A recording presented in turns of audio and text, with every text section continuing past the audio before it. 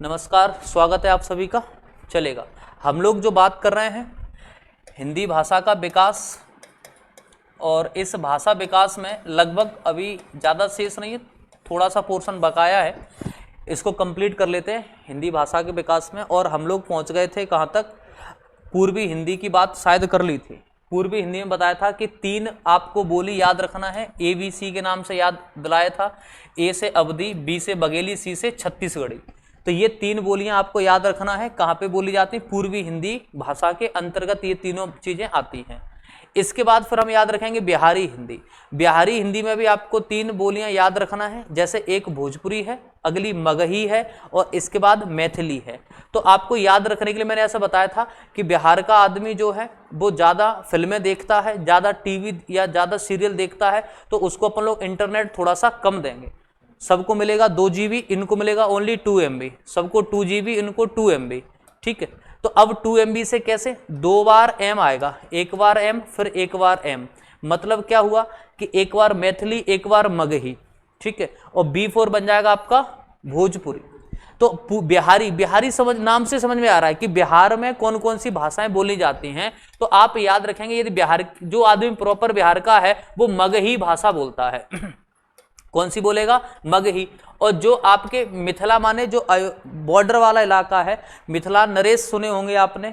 ठीक है, इस क्षेत्र में जो व्यक्ति रह रहे हैं, बिहार का ही भाग है, इसमें लोग मिथिला भाषा का प्रयोग करते हैं। लेकिन अब हम कहाँ चलें, अब हम चलते हैं थोड़ा सा बॉर्डर वाले इलाके में, यूपी और बिहार के बॉर्डर वाले इलाके में। जैसे उत्तर प्रदेश का पूर्वोत्तर वाला भाग, नॉर्थ ईस्ट वाला भाग, उत्तर प्रदेश का, उत्तर प्रदेश की बात कर रहे हैं, ठीक, भारत की बात नहीं कर रहे। तो यहाँ पे जो लोग बोलते हैं, जैसे ये बेल्ट, आपको एक छोटा सा डिस्ट्रिक्ट बता दे, गोरखपुर, ये इसी क्षेत्र का है क्योंकि ये बिहार और नेपाल से लगा हुआ है, नेपाल के पास में ही है। तो यहाँ पे जो भाषा बोली भी जाती है, काफी जगह भोजपुरी बोलते हैं। कौन सी बोलते हैं, भोजपुरी।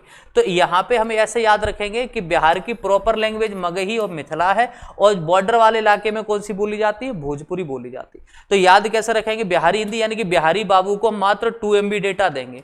अब इससे हम लोगों को जो ऑप्शन मिलेगा उससे हम लोग आसानी से टिक कर जाएंगे कि भोजपुरी कहाँ है, मगही कहाँ है और आपकी मैथिली या मिथिला कहाँ है। ठीक है, इसके बाद अगली बात करते हैं पहाड़ी हिंदी की। पहाड़ी से समझो कि आपने पहाड़ी, जब भी कोई वैकेंसी आती है, आपने यदि पहले ऑफलाइन फॉर्म वगैरह भरे जाते थे, आज भी भरे जाते, कई सारी हाइट वगैरह में रिलैक्सेशन दिया जाता है, छूट दी जाती।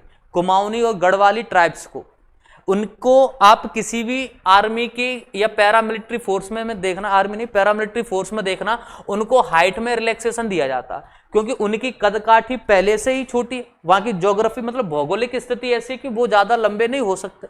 ठीक है, तो वहां पे अपन देखेंगे कि उनकी पहले से हाइट, पर्सनालिटी, उन्होंने मेजरमेंट अलग करके रखे हैं कंपेयर अन्य किसी राज्यों की तुलना में।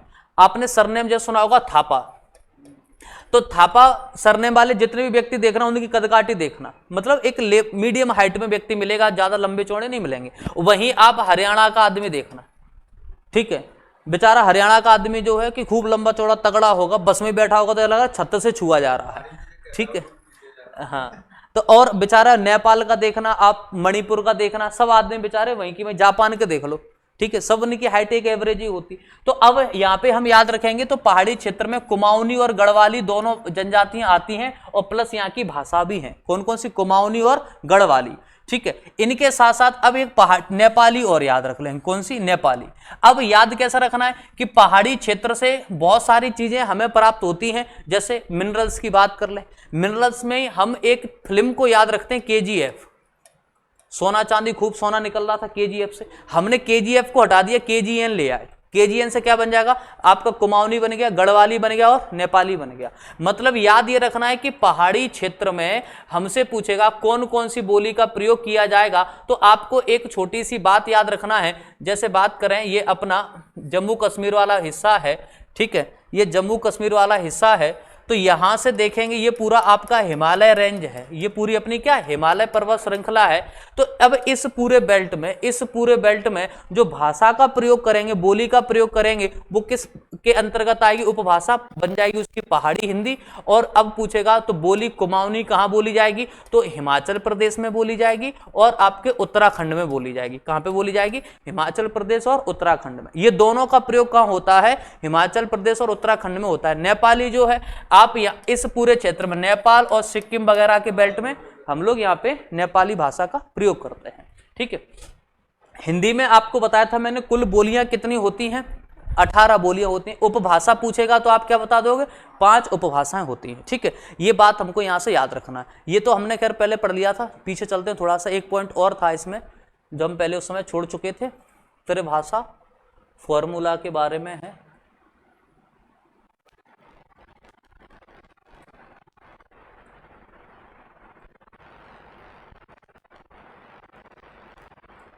ये त्रिभाषा सूत्र या आइंगर फॉर्मूला क्या है, यहां से एक बात समझते हैं कि आपने एक बात पढ़ी है शायद, हाँ पढ़ा दिया है। 1955 में हमने पहली बार एक भाषा आयोग बनाया था, राजभाषा आयोग बनाया था BG खरे की अध्यक्षता में, जिन्होंने क्या किया, पूरे देश में सर्वे करवाया कि हम क्या हिंदी को राष्ट्रभाषा बना सकते हैं। तो जब पूरे देश में सर्वे करवाया राष्ट्रभाषा बनाने के लिए, तो आप एक बात समझिएगा कि ये स्वाभाविक मतलब सामान्य स्थिति में क्लियर नहीं हो पा रहा था कि हम एक देश की एक भाषा, अपने देश की एक भाषा बना सके, मतलब राष्ट्रभाषा बना सके, क्योंकि आपको विविधता पता है। हम यदि यही बात जब साउथ में देखते तो वहां पे पॉसिबल नहीं है। ठीक है, तो विडंबना है, तो साफ मना कर दिया गया कि आप राष्ट्रभाषा हिंदी को नहीं बना सकते। तो फिर आगे चल करके इसके बाद में फिर एक नया कंसेप्ट और लेकर के आते हैं। ये उस समय प्रयास किया गया था, शायद लोगों की मानसिकता में सुधार आए, लोग बाग चाहे तो बन सकती, नहीं तो कोई बात नहीं। प्रयास आपन ने करके देखा, नहीं सफल हुए, कोई बात नहीं। फिर 1968 में एक आइंगर फॉर्मूला आता है, व्यक्ति का नाम है आइंगर साहब।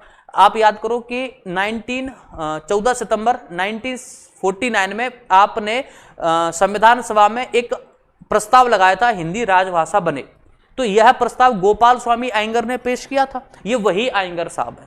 ठीक है, तो अब यहां पे प्रयास ये किया जा रहा है कि अब हम क्या करते हैं, अब राष्ट्रभाषा तो नहीं बना सकते, लेकिन एक व्यवस्था कर सकते हैं कि हम हर राज्य में 3 भाषाओं का कॉन्सेप्ट लेकर के आते हैं। इसको नाम दिया गया त्रिभाषा फॉर्मूला या त्रिभाषा सूत्र नाम दिया गया। और या आइंगर फॉर्मूला क्यों कहते हैं, आइंगर फॉर्मूला इसलिए कहते हैं, आइंगर फॉर्मूला इसलिए कहते हैं क्योंकि ये जो है आइंगर फॉर्मूला, ये खुद इसके चेयरमैन थे, यानी कि खुद काम कर रहे थे, इसलिए तो उनके नाम से भी रख दिया। इसमें क्या बताएगा, इसमें यह बताया गया कि हम क्या करेंगे, पूरे देश में 3 भाषाएं चलाएंगे। और इन्होंने अलग अलग कैटेगरी बना दी। कैटेगरी क्या बना दी, जरा समझते हैं। इन्होंने कहा कि हिंदी भाषी क्षेत्रों में, या जो क्षेत्र आपके हिंदी राजभाषा वाले हैं, जैसे MP, UP, हरियाणा, राजस्थान, ये सब हिंदी भाषी क्षेत्र है, तो यहां पर मातृभाषा जो है इनकी कौन सी होगी, हिंदी होगी। तो हम इनको हिंदी भी पढ़ाएंगे, अंग्रेजी भी पढ़ाएंगे, संस्कृत भी पढ़ाएंगे, तीनों भाषाओं को एक साथ लेकर के इनको पढ़ाने की व्यवस्था की जाएगी। और यही व्यवस्था आप याद रखेंगे, यही व्यवस्था आप याद रखेंगे कि आप यहां से बताएंगे कि हमने ये अलग अलग भाषाएं जो अलग अलग क्लास के हिसाब से तय कर ली कि 1 से लेके 5 तक जो ये कौन सी शिक्षा है, तो अपना आंसर होगा ये प्राइमरी शिक्षा है। कौन सी, प्राइमरी शिक्षा है। तो ये प्राइमरी शिक्षा जो है 1 से लेके 5 तक की जो स्थिति है, तो आप यहाँ पे याद रखेंगे कि यहाँ पे हमेशा जो शिक्षा दी जाएगी वो बच्चों की मातृभाषा में दी जाएगी। किसमें दी जाती है, बच्चों की मातृभाषा में दी जाएगी। अब मातृभाषा का मतलब क्या है, यदि हिंदी भाषी राज्य में कोई बच्चा है तो हिंदी, माना कि बच्चा किसी, मान लो आंध्र प्रदेश का बच्चा है, ठीक है, अब आंध्र प्रदेश का कोई बालक है, तो अब उसको थोड़े ना हिंदी में पढ़ाएंगे, उसकी मातृभाषा थोड़े ना हिंदी हुई। अब उसकी तो कौन सी बनेगी बताओ, तेलुगु।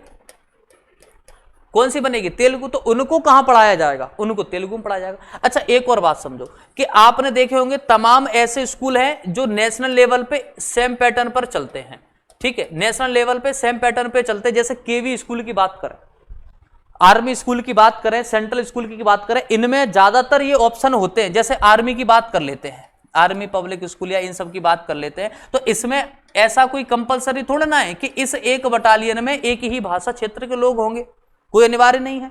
अब जैसे बात करी जाए कि इस केवी स्कूल में माना कि आपके तेलुगु भाषा का भी बच्चा पढ़ रहा है, आपकी तमिल भाषा का भी बच्चा पढ़ रहा है, ठीक है, अन्य भाषा हिंदी भाषा का भी है, तो अब इनको उनकी मातृभाषा कैसे मिलेगी। तो वहां पे आप देखेंगे सरकारी मतलब जो बड़े स्कूल हैं जो नेशनल लेवल पे चलते हैं, उन पे उनके स्कूलों में ऐसे सब भाषा के टीचर होते हैं, अलग अलग भाषा के शिक्षक होते हैं, और उनको वो इसी प्रकार की भाषा में शिक्षा उपलब्ध कराते हैं। अब ऐसा नहीं है कि साहब अब हमारे टीचर ही नहीं है तो कोई बात नहीं कि संस्कृत का पीरियड खा लिए मैथ पढ़वा दो, ऐसा नहीं होगा कि भाई उनके जो बच्चे हैं, मतलब यहाँ पे एक और चीज देखी जाती है, माइनॉरिटीज या उनकी बच्चों की संख्या कम है तो या तो एडमिशन नहीं लेते या फिर मना कर देते, जो भी स्थिति, बच्चों की स्थिति ठीक ठाक होगी तो वो सारी चीजें पढ़ाते हैं। तो आप याद रखेंगे कि मातृभाषा जो है वो 1 से लेकर 5 तक दी जाती है। वो मातृभाषा डिपेंड करता है कि बच्चा किस राज्य से संबंधित है। ये कहां से कहां तक चलेगी, तो 1 से लेकर 5वीं तक की व्यवस्था बताई गई थी। व्यावसायिक भाषा कहते हैं हम लोग इंग्लिश को। इंग्लिश हमारी मातृभाषा नहीं, हम जानते हैं। इंग्लिश को तो इसलिए पढ़ते हैं कि साहब एक ये आपके प्रेस्टीज का सिंबल बन चुका है, ठीक है, क्या कि ये इंग्लिश नहीं आती तो तुमको कुछ नहीं आता, तो इसको हमने व्यावसायिक भाषा का रूप दे दिया है। और ये शुरू होती कक्षा 6 से। आजकल देखो इंग्लिश चल रही है, अच्छा स्कूल में नहीं पहुंच पाए लेकिन मम्मी माता पिता लगे साहब इंग्लिश स्पीकिंग सीख जाए बच्चा, जाने कौन सा ट्रेंड बन गया है। हिंदी आती मतलब वैसे ही है, ठीक है, चलेगा। अगली बात देखो, सांस्कृतिक भाषा, ये हमें क्या सिखाती है, हमारे संस्कार, हमारा कल्चर क्या है, हमारी संस्कृति क्या है, ये सब जानने के लिए क्या पढ़ाया जाता है, संस्कृत पढ़ाया जाता है। ये पता चलता है कि हमारे शास्त्र क्या कहते हैं, वेद क्या कहते हैं, ये सारी परंपरा हमारी क्या है, तो कक्षा 6 से फिर हम इसको शुरू करते हैं। तो प्राथमिक शिक्षा जो है, ये कंसेप्ट उस समय आपके आंध्र प्रदेश ने एक्सेप्ट नहीं किया था, 1960 के आसपास की बात है, उसने मना कर दिया, हम अपने हिसाब से चलाएंगे। बाद बाकी लगभग कई सारे राज्यों ने ये सारी बातें मान ली थी, ठीक है। ये हालांकि इतना महत्वपूर्ण नहीं है, हमको तो ये याद रखना है कि अपने एग्जाम में क्या प्रश्न आता है कि त्रिभाषा सूत्र किस वर्ष आया था या लाया गया था, तो ये वर्ष बस याद रखना है। और ये समझने की सारी बातें कि ये त्रिभाषा सूत्र है क्या, कि 3 भाषाओं को एक साथ स्कूलों में पढ़ाना। कौन कौन सी, एक मातृभाषा, एक इंग्लिश और एक संस्कृत। इंग्लिश कैसी, व्यावसायिक भाषा बना दी। संस्कृत कैसी भाषा है, सांस्कृतिक भाषा, संस्कार सीखेंगे, इससे हम अपनी संस्कृति से परिचित होते हैं, ये हमारी संस्कार की भाषा बन गई, ठीक है। अब देखो यहां से ये 2-3 बातें हुई, अब इसके आगे चलते हैं, हम लोग बात करते हैं कि हमने क्या किए हैं। समय समय पे भाषा सम्मेलन भी, वो क्या नाम, विश्व हिंदी सम्मेलन भी होते हैं, उनसे भी कभी कभी प्रश्न बनते हैं विश्व हिंदी सम्मेलन से लेकर के, ठीक है। तो उनको और समझ लेते हैं तो अपना ये पूरा टॉपिक कंप्लीट हो जाएगा। जैसे विश्व हिंदी सम्मेलन, अब हमसे क्या पूछता है, कौन कौन से सम्मेलन कहां हुए थे, तो सबसे पहला हुआ था 1975 1975 में। कभी पूछेगा बताइएगा विश्व हिंदी सम्मेलन में, ऐसा प्रश्न आएगा पहला विश्व हिंदी सम्मेलन किस वर्ष आयोजित किया गया था, तो आंसर कर देंगे 1975। कहां पे हो रहा है, अपने देश में हो रहा है, ठीक है। ये इंपॉर्टेंट है, ये शहर पूछता है क्योंकि पहली बार है, नागपुर में हुआ था, ठीक है। अब पूछेगा दूसरा कहां हो रहा है, 1976 में मॉरिशस में हुआ था, और ये पोर्ट लुइस इसकी राजधानी थी, वहां पे आयोजित किया गया था। ये आप मॉरिशस याद रख लो बस। फिर हमने दोबारा से 1983 में 1983 में फिर से हमने भारत में कहां पे, दिल्ली में आयोजित करवाया, ठीक है। तो आपसे पूछेगा अभी तक अपने अभी तक 2 ही हैं, मतलब आगे और भी बढ़ेंगे। अभी तक हमने 2 करवाए, एक 75 में और एक 1983 में, ठीक है। इनके वर्ष याद रखना है भारत वालों के। फिर 10 साल बाद 1993 में मॉरिशस में फिर करवाते हैं, ठीक है। इसके बाद फिर देखेंगे 1996 में त्रिनाड, ठीक है। यहां पे भोजपुरी बोली जाती है, भोजपुरी याद रखना अंतरराष्ट्रीय बोली है, लिख लेना नोट करके। भोजपुरी कैसी अंतरराष्ट्रीय बोली है, जो भारत के साथ साथ कई अन्य देशों में बोली जाती है, त्रिनाड, फिजी, ठीक है, और भी कई सारे देश है। अगली बात देखो, 1999 में हम हिंदी सम्मेलन करवा रहे हैं, कहां पे, लंदन में, प्रचार प्रसार कर रहे हैं, हिंदी को लोग बाग जाने जिससे। उसके बाद देखो 2003 में सूरीनाम, 2007 में अमेरिका पहुंच गए, मतलब हिंदी विश्व सम्मेलन की शुरुआत कर रहे हैं, वहां पे आयोजित करवा रहे हैं। 2012 में दक्षिण अफ्रीका, साउथ अफ्रीका में करवाया। 2015 में भारत, तीसरा है ये भारत में, ठीक है। तो अब भारत में ये इंपॉर्टेंट रहेगा आपके एमपी के एग्जाम के लिए, क्योंकि ये कहां हो रहा है, भोपाल में। तो 2015 का विश्व हिंदी सम्मेलन कहां आयोजित किया गया था, ऐसा प्रश्न आएगा तो आंसर कर देंगे भोपाल में किया गया था। या ऐसा प्रश्न आएगा भोपाल में कौन से विश्व हिंदी सम्मेलन का आयोजन किया गया, तो 2015। किस वर्ष किया था, 2015 में, ठीक है। 2018 में फिर से मॉरिशस में किया गया था।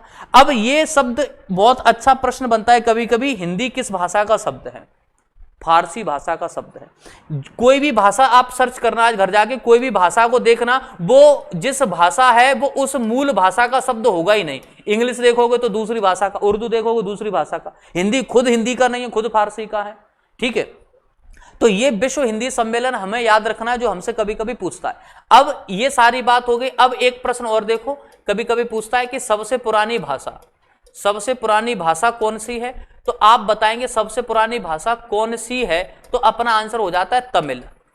कौन सी मानी जाती है, तमिल। लेकिन भाषा जननी जो है वो संस्कृत है, ठीक है। क्योंकि कई ऐसे साक्ष्य मिले जिसमें यह पता चला है कि तमिल सबसे पुरानी। इसीलिए कभी कभी हम लोगों में मतभेद तो होता है, दक्षिण भारत में, उत्तर भारत में। कारण यही है कि तमिल वाले कहते हैं कि संस्कृत यहां से बनी है और संस्कृत वाले कह रहे हैं ना तमिल से बनी, तमिल यहां से बनी। तो मतभेद है, लेकिन हमें क्या पढ़ना है जो अपना एग्जाम में प्रश्न बन जाए, सीधी सीधी बात है कि तमिल सबसे पुरानी भाषा है। हाँ बिल्कुल है। विश्व में सबसे ज्यादा बोली जाने वाली भाषा मंदारिन चीनी भाषा है, सबसे ज्यादा बोली जाती कौन सी, मंदारिन या चीनी भाषा है। ठीक है, ये सब बातें याद रखेंगे। तो ये आपके पूरे भाषा का टॉपिक अपना कंप्लीट हो गया। फिर हम आगे से वर्णमाला पढ़ेंगे। ठीक है, नमस्कार, धन्यवाद।